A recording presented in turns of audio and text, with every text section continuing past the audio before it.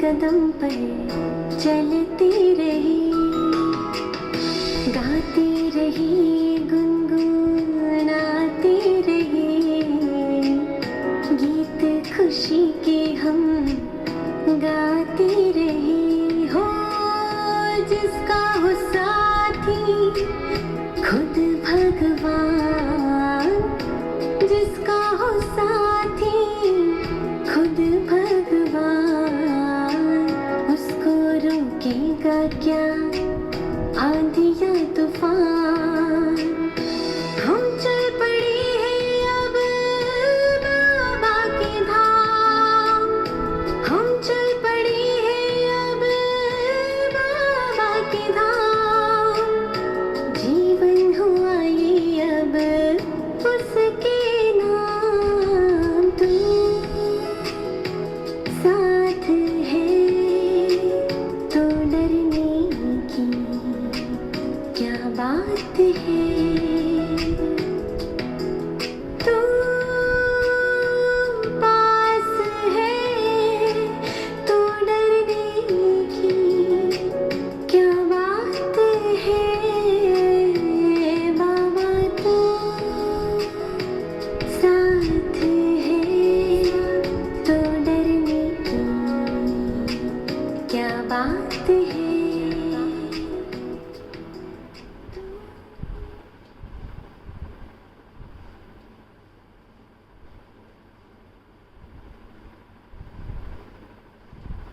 ओम शांति। आज सतगुरुवार के दिन 1 जुलाई 2021 के बाप दादा के मधुर महावाक्य सुनेंगे। बाबा आज विशेष बच्चों को आत्म अभिमानी किस विधि से हम बने वो बता रहे हैं, और आत्माभिमानी बनने से फ़ायदे क्या क्या हैं।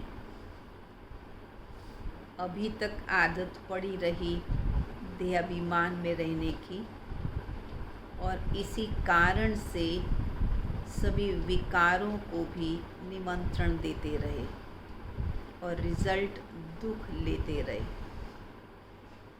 लेकिन जब हम स्वयं को आत्मा समझते हैं कि मैं एक आत्मा ज्योति बिंदु हूँ, परमपिता परमात्मा की संतान हूँ, और जिनको भी हम देखते हैं, जो भी हमारे संपर्क में आते हैं, उनकी भ्रिकुटी में भी आत्मा विराजमान है।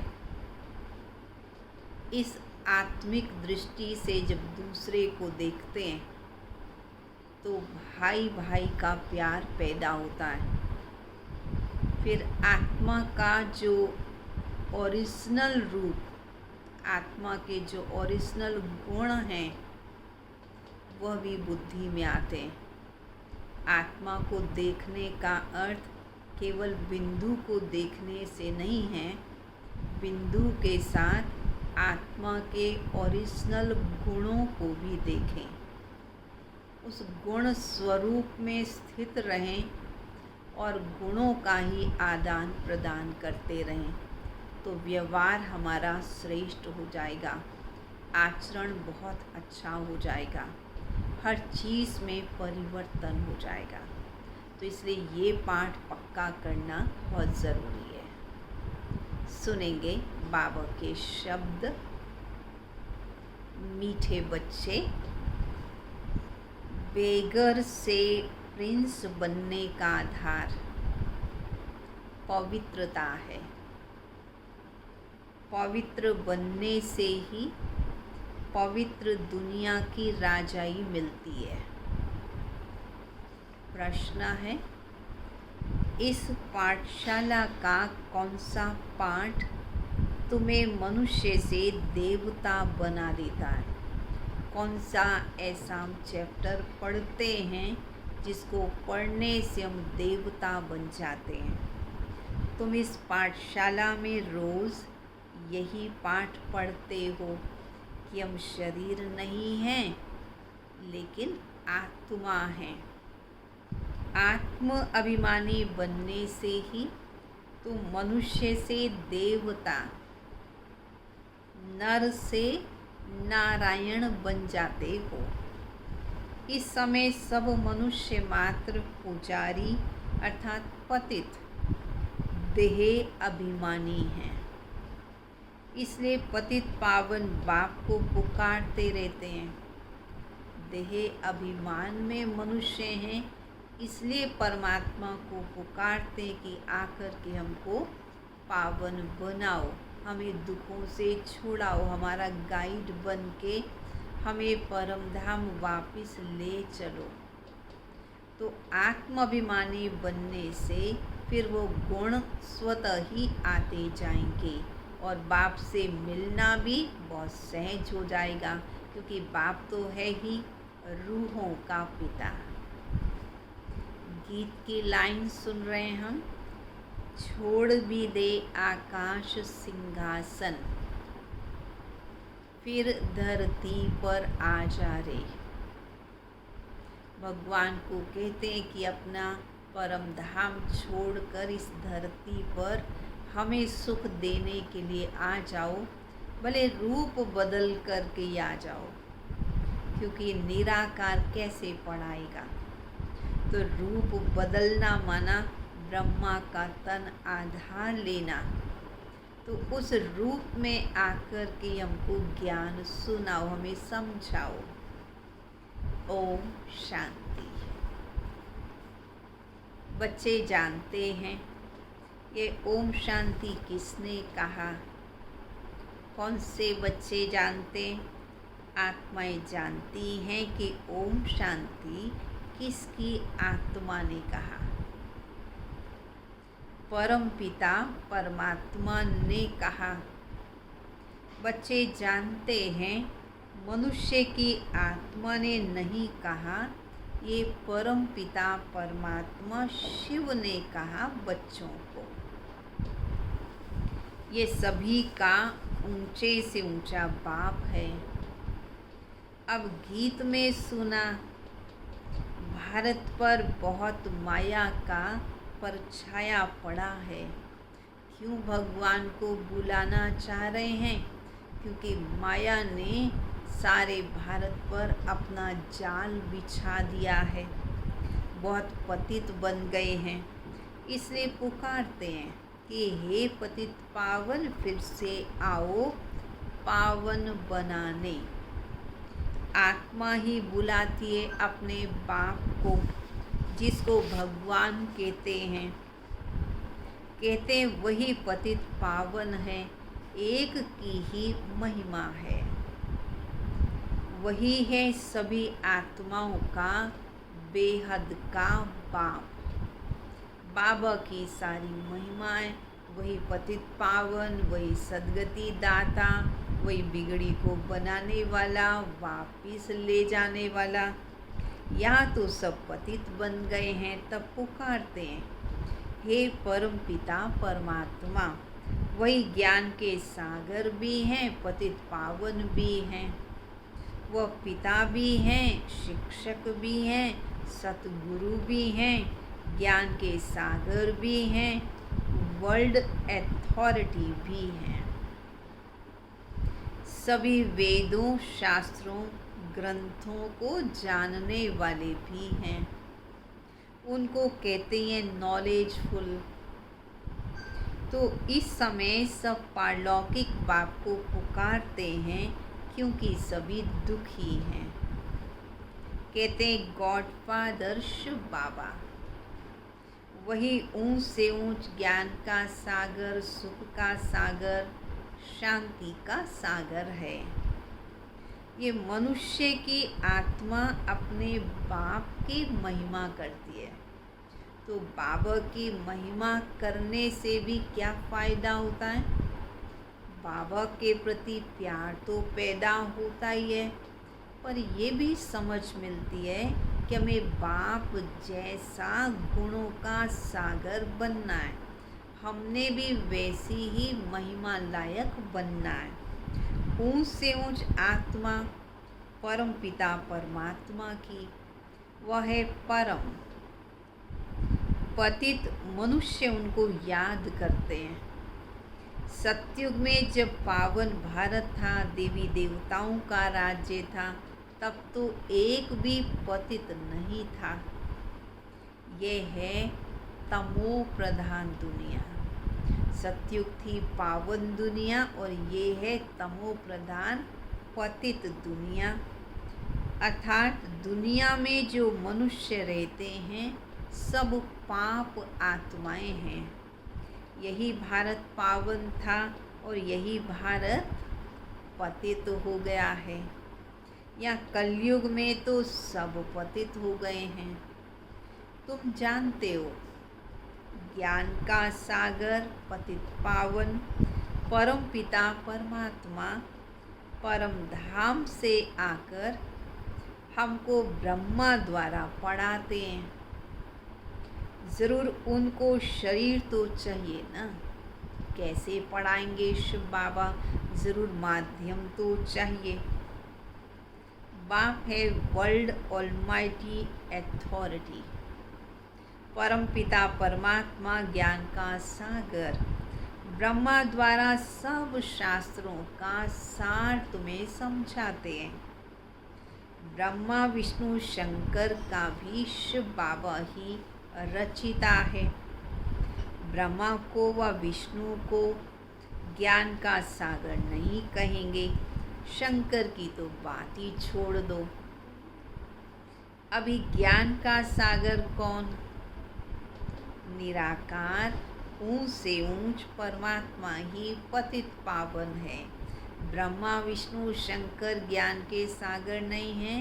ज्ञान का सागर निराकार परम पिता परमात्मा है। ये महिमा है उस परम पिता परमात्मा की। यहाँ भी आत्मा की महिमा होती है। आत्मा ही शरीर द्वारा कहती है। क्या कहती है शरीर द्वारा आत्मा? मैं प्रेसिडेंट हूँ, मैं बैरिस्टर हूँ, मैं एडवोकेट हूँ, मैं मिनिस्टर हूँ। आत्मा ही पद लेती है। शरीर द्वारा आत्मा कहती है मैं एक शरीर छोड़ दूसरा लेता हूँ। इस समय जब बाप आते हैं तो कहते बच्चे, क्या बाबा डायरेक्शन देते, क्या शिक्षा देते, बच्चे आत्म अभिमानी बनो। मैं तुम्हारा बाप आया हुआ हूँ तुमको यही पाठ पढ़ाने। ये पाठशाला है। कौन सी पाठशाला? ये मनुष्य से देवता, नर से नारायण, नारी से लक्ष्मी बनने की। बाप को सभी आत्माएं बुलाती हैं, हे परम पिता परमात्मा, ये कहती हैं अब निराकारी दुनिया से साकारी दुनिया में आ जाओ। क्या कहते हैं परमात्मा को? अब आ जाओ इस धरा पर, रूप बदल करके आ जाओ। तुम निराकारी आत्माएं तो जब शरीर में आती हो तो गर्भ में आती हो, पुनर्जन्म लेती हो। बाप समझाते तुमने 84 जन्म गर्भ से लिए। तुम आत्माओं ने रूप बदला, परंतु तुमने गर्भ द्वारा जन्म लिया, शरीर धारण किया। लेकिन शिव बाबा गर्भ द्वारा जन्म नहीं लेते, इसलिए उनको कहते हैं आप रूप बदल कर आओ, हमारे जैसा रूप धारण करके आओ। एक शरीर छोड़ फिर गर्भ में जाते हो, ऐसे 84 जन्म लेते हो। मैं तो गर्भ में नहीं आता हूँ। भारतवासी वास्तव में देवी देवता धर्म के थे, फिर सीढ़ी नीचे उतरते आए। क्षत्रिय वर्ण में, देवता वर्ण के बाद फिर क्षत्रिय वर्ण में, वैश्य वर्ण में, शूद्र वर्ण में कलाएं कम होती जाती हैं। भारत 16 कला संपूर्ण था, फिर 14 कला बना। भारतवासी अपने जन्मों को जानते ही नहीं हैं। 84 जन्म भारतवासी ही लेते हैं, और कोई धर्म वाले 84 जन्म नहीं लेते, क्योंकि वो तो आते ही बाद में द्वापर से अन्य धर्मों की स्थापना होती है, तो उनके काफ़ी जन्म सत्युग और त्रेता युग के माइनस हो जाते हैं। तुम अब स्वदर्शन चक्रधारी बने हो। ये ज्ञान की बात है। तुम्हें 84 जन्मों का ज्ञान हो गया है, तो तुम स्वदर्शन चक्रधारी बन गए हो। स्वदर्शन चक्रधारी बनने से तुम चक्रवर्ती महाराजा बनते हो स्वर्ग के। तुम अच्छी रीति जानते हो, हम यहाँ आए हैं इसलिए पतित से पावन बनने। ये है ही पतित दुनिया। पतित पावन सर्व का सद्गति दाता तो एक ही बाप है। सब उनको ही पुकारते हैं, बाप को सब याद करते हैं। आदि सनातन देवी देवता धर्म का शास्त्र है गीता। राजयोग किसने सिखाया? परम पिता परमात्मा पतित पावन बाप ने।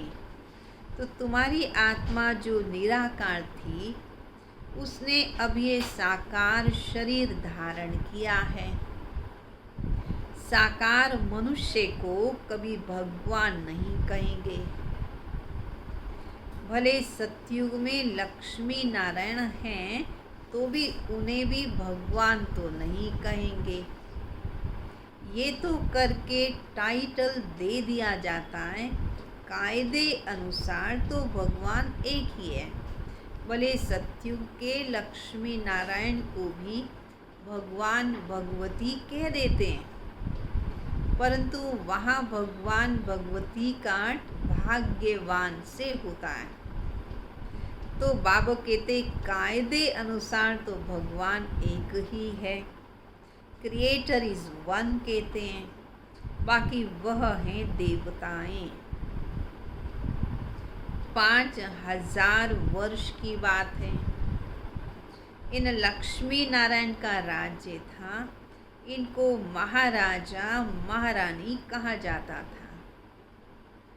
भगवान कभी महाराजा नहीं बनते। लक्ष्मी नारायण तो महाराजा महारानी कहलाते थे। भगवान तो कभी महाराजा बनते ही नहीं।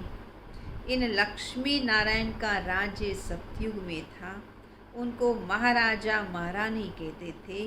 भगवान तो महाराजा नहीं बनते, वह तो बाप ही है जो आकर भारतवासियों को ऐसा देवी देवता बनाते हैं। अभी तो देवी देवता धर्म का कोई है ही नहीं। इनको कहा ही जाता रावण संप्रदाय, क्योंकि रावण राज्य है। रावण को हर वर्ष जलाते हैं। क्यों? क्योंकि पुराना दुश्मन है। परंतु भारतवासी उनको जानते ही नहीं हैं। बिल्कुल ही पत्थर बुद्धि बन गए हैं। पारस बुद्धि कौन थे? पारस बुद्धि इन लक्ष्मी नारायण आदि को कहेंगे। पारसनाथ, पारसनाथनी का राज्य था, यथा राजा रानी तथा प्रजा। भारत जैसा सुखधाम और कोई खंड होता ही नहीं। जब भारत में स्वर्ग था तो कोई बीमारी, दुख, रोग कोई था ही नहीं। संपूर्ण सुख था। गाया जाता ईश्वर की महिमा अपरम अपार है। तो ईश्वर ने स्वर्ग की स्थापना की जहाँ हर मानव संपूर्ण रूप से सुखी था, क्योंकि संपूर्ण निर्विकारी था। भारत की महिमा भी अपरम अपार है। सारा मदार पवित्रता पर है। पुकारते भी ऐसे हैं कि सब पतित हैं, शांति नहीं है, सुख भी नहीं है। अभी तुमने समझा है कि हम भारतवासी सूर्यवंशी देवी देवता थे, फिर धीरे धीरे पतित बने। इनको कहा जाता है मृत्यु लोक। इसको तो आग लगनी है। जब है ही ये मृत्यु लोक, पुरानी छीछी दुनिया, इसको तो आग लगनी है। यह है शिव का ज्ञान यज्ञ। इसे रुद्र ज्ञान यज्ञ भी कहते हैं। मनुष्य नाम तो बहुत सारे रख देते हैं। जहाँ भी शिव की मूर्ति देखते हैं, अलग अलग नामों से उच्चारण करने लगते हैं। एक के ही अनेक नाम के मंदिर बना दिए। अमरनाथ, सोमनाथ, बबुलनाथ, पापकटेश्वर, मुक्तेश्वर, केदारनाथ, बद्रीनाथ, कितने नाम रखे हैं। तो बाप बैठ समझाते ज्ञान, भक्ति और फिर होता है वैराग्य। अभी भक्ति पूरी होती है तो तुम्हें इस पुरानी दुनिया से वैराग्य है। ये पुरानी दुनिया तो विनाश होनी है। बच्चे पूछते हैं बाबा हम पति से पावन कैसे बने? कई नए भी आते हैं बाबा से मिलने, तो उनको अलाउड नहीं किया जाता कि क्लास में आकर बैठें। जैसे कॉलेज में कोई नया जाकर बैठे तो वह तो कॉलेज की पढ़ाई को समझ नहीं सकेगा ना, किसी को पता ही नहीं। यहाँ पर तुम जो पढ़ाई पढ़ रहे हो वो भी किसी को पता ही नहीं, तो फिर कैसे क्लास में नए को अलाउड करेंगे यहाँ भी। इसलिए यहाँ भी कहा जाता पहले 7 दिन का कोर्स करो, फिर मुरली सुनने आओ। मनुष्य से देवता तुम अब बन रहे हो। मनुष्य जो पतित हैं वही पावन बनते हैं। इस समय भारत तो बिल्कुल गरीब है। सतयुग में भारत प्रिंस था। श्री कृष्ण सतयुग का पहला नंबर प्रिंस था। उनमें सब गुण थे और राज्य प्रिंस तो श्री कृष्ण थे, परंतु राज्य तो लक्ष्मी नारायण का कहेंगे। कृष्ण तो प्रिंस था, राधे प्रिंसेस थी। कृष्ण प्रिंस की भी महिमा गाई हुई है। क्या महिमा गाते हैं देवी देवताओं की? सर्वगुण संपन्न, 16 कला संपूर्ण, संपूर्ण निर्विकारी, मर्यादा पुरुषोत्तम, डबल अहिंसक, डबल ताजधारी। तो ये महिमा देवताओं की गाते। वो तो सतयुग का प्रिंस था। वह पतित मनुष्यों को पावन बनाने के लिए गीता बैठ सुनाए, ये तो हो ही नहीं सकता है। सतयुग में कोई शास्त्र, कोई चित्र, भक्ति मार्ग के होते ही नहीं। वहाँ तो है, सतयुग में तो है ज्ञान की प्रारब्ध। जो संगम युग पर पुरुषार्थ किया उसका फल हम सतयुग में पाते हैं। 21 जन्मों के लिए फल पाते हैं। फिर से सतयुग का राज्य भाग्य तुम ले रहे हो। भारतवासी सतयुग में 5000 वर्ष पहले विश्व के मालिक थे।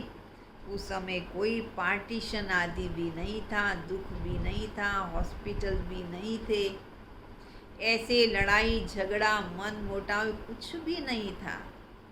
बड़े प्यार से मिलजुल कर के रहते थे। 5000 वर्ष की बात है। अभी तो कलयुग का अंत है, विनाश सामने खड़ा है। ये हमेशा याद रखना है कि विनाश तो सामने खड़ा है।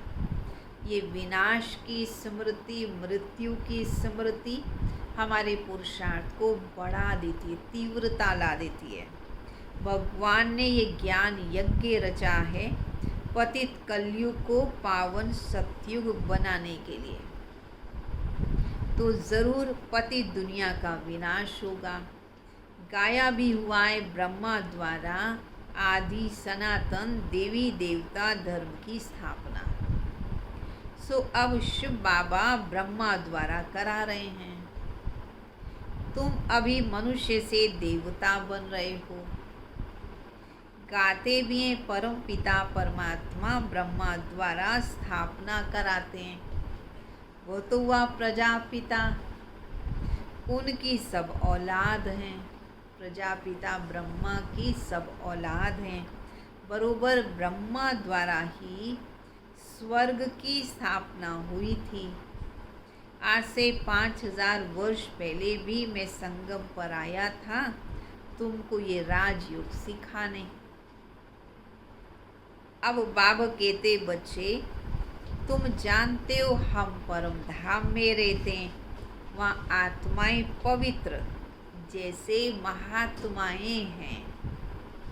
यहाँ भी महान आत्मा, पतित आत्मा कहते हैं। टाइटल तो आत्मा को ही मिलता है। कर्म क्योंकि आत्मा ही करती है शरीर द्वारा। वास्तव में यह महान आत्मा तो एक भी नहीं है। आत्मा कोई पावन सतो प्रधान बनना है। ज्ञान और योग से पावन बनना है, न कि पानी में स्नान करने से। तो ये जो मान्यता है कि गंगा में स्नान करने से पावन बन जाएंगे, हाँ, गंगा का जल शुद्ध बहुत होता है। अब शुद्ध क्यों है? क्योंकि इतनी सारी जड़ी बूटियाँ वहाँ पर हैं। वहाँ से क्रॉस करते हुए जल आता है तो नेचुरल वो केमिकल बन जाता है। जल एकदम शुद्ध हो जाता है। अनेक प्रकार की जो त्वचा के रोग हैं उनसे भी मुक्ति मिल जाती है, वो भी ठीक हो जाते हैं। और फिर वो जल कभी खराब भी नहीं होता, कितने भी टाइम रख लें। इसलिए लोग अपने घरों में गंगा जल को ज़रूर रखते हैं। जल का महत्व तो बहुत है, परंतु जल में स्नान करने से आत्मा पावन बन जाए वो नहीं हो सकता। आत्मा पावन तो परमपिता परमात्मा की याद से ही होगी। आत्मा इस समय पतित बनी है, आत्मा में खाद पड़ गई। किस चीज़ की खाद पड़ गई? कमजोरियों की, विकारों की। आत्मा एक गोल्डन, सिल्वर, कॉपर, आयरन बनती है। अभी आत्माएं जो पतित हैं उनको पावन कौन बनाए? सिवाय परमपिता परमात्मा के कोई पावन बना ही नहीं सकता, क्योंकि जो पावन हो वही दूसरे को पावन बनाए। और इस दुनिया में तो कोई पावन है ही नहीं, इसलिए केवल पावन बनाने वाला एक परमपिता परमात्मा ही है। उनको याद करना है। बाप ही बैठ समझाते, माँ में कम याद करो तो तुम्हारे पाप भस्म हो जाएंगे। जितना याद करेंगे उतना तुम पति से पावन बनोगे। मेहनत सारी इसमें ही है। मेहनत है पावन बनने की, पवित्र बनने की। पवित्रता के आधार से पवित्र दुनिया बनेगी। यही धरा पवित्र बन जाएगी। ज्ञान सारा तुम्हारी बुद्धि में है। ये चक्र कैसे फिरता है, हम 84 जन्म कैसे लेते हैं, सतयुग में कितना समय राज्य चलता है, फिर रावण कैसे आता है, रावण कौन है। दुनिया में तो कोई भी जानता ही नहीं इन बातों को।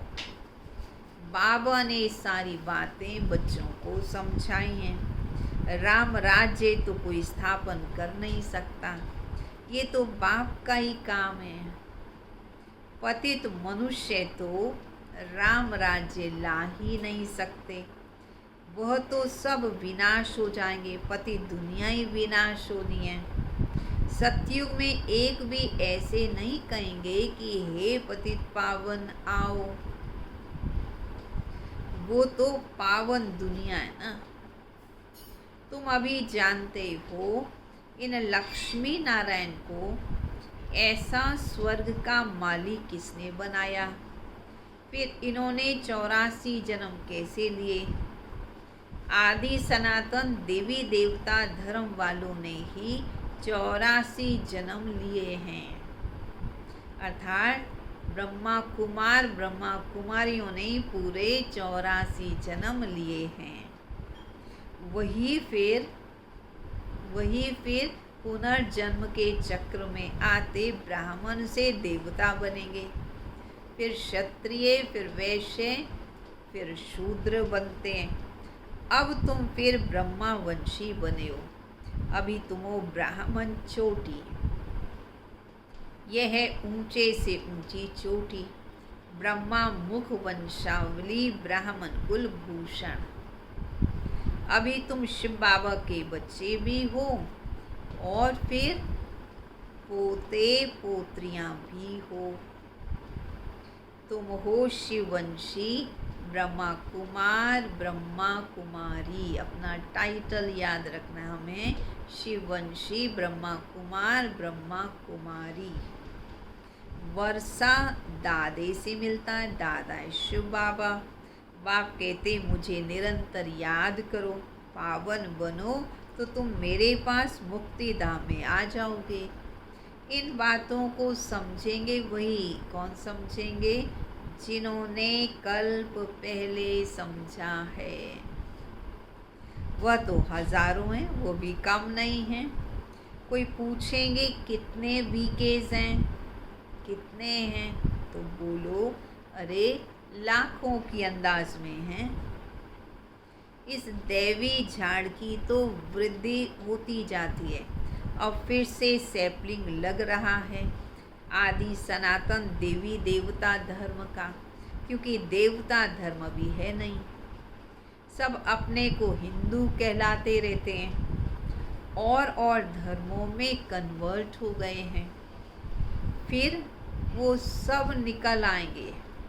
अर्थात जब शिव बाबा का ज्ञान सुनेंगे, सत्य ज्ञान सुनेंगे, तो फिर वो देवता धर्म की उनको पहचान मिलते ही फिर देवता धर्म में आ जाएंगे। तो पहले आएंगे वो ब्राह्मण धर्म में, फिर पुरुषार्थ करके देवता बनेंगे, फिर बाप से आकर वर्षा लेंगे। तुम आए हो बेहद के बाप से बेहद के सुख का वर्षा पाने, अर्थात मनुष्य से देवता बनने। अच्छा, मीठे मीठे सिक्के लदे बच्चों प्रति माता पिता बाप दादा का याद प्यार और गुड मॉर्निंग। रूहानी बाप की रूहानी बच्चों को नमस्ते। रूहानी बच्चों की रूहानी बाप दादा को नमस्ते नमस्ते नमस्ते। धारणा के लिए मुख्य सार। पति से पावन बनने के लिए ज्ञान और योग में मजबूत बनना है। ठीक है, आत्मा में जो खाद पड़ी है उसे याद की मेहनत से निकालना है।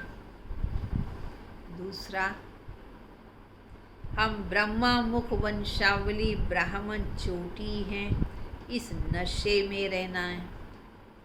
ब्राह्मण ही वर्षे के अधिकारी हैं, क्योंकि शिव बाबा के पोत्रे हैं। ये भी याद रखना है, हम शिव बाबा के पोत्रे हैं। शिव बाबा का पूरा वर्ष हमको लेना है। वरदान, अपने अनादि आदि दोनों चीज़ें।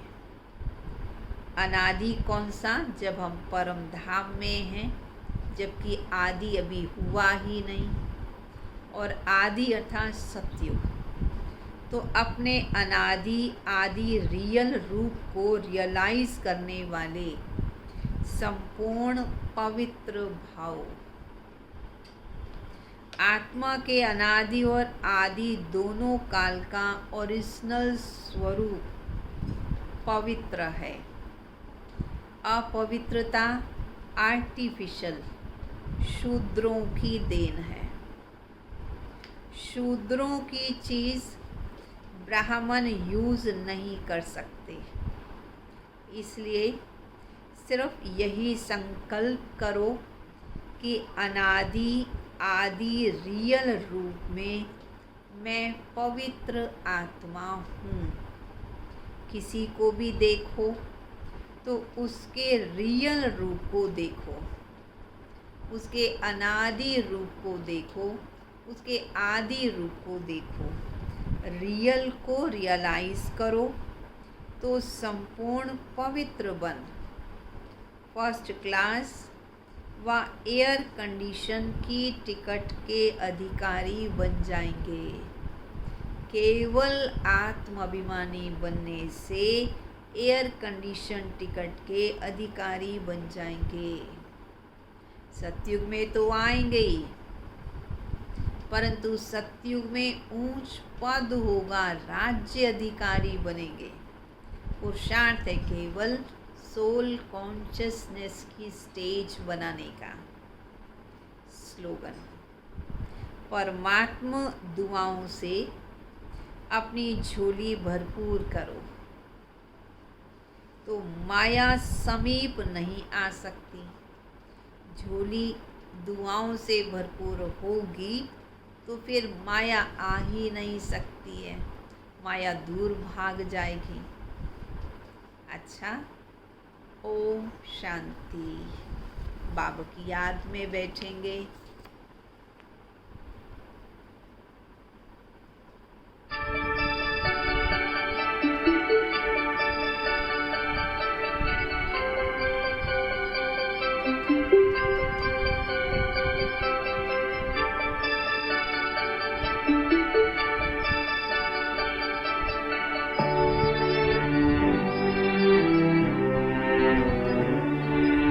बाबा तुम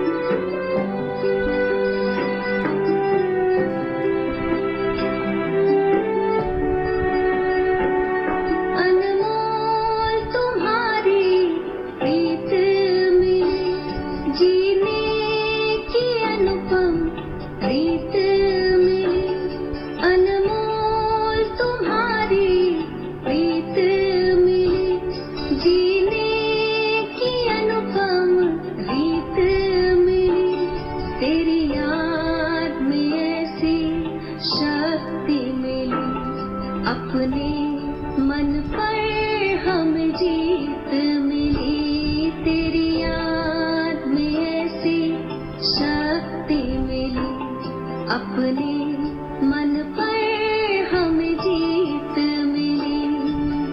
जाने कैसा जादू सा किया,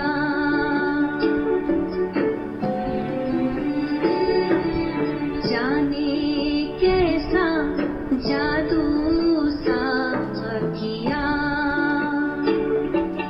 तुम सबसे बड़े जादूगर हो, जादूगर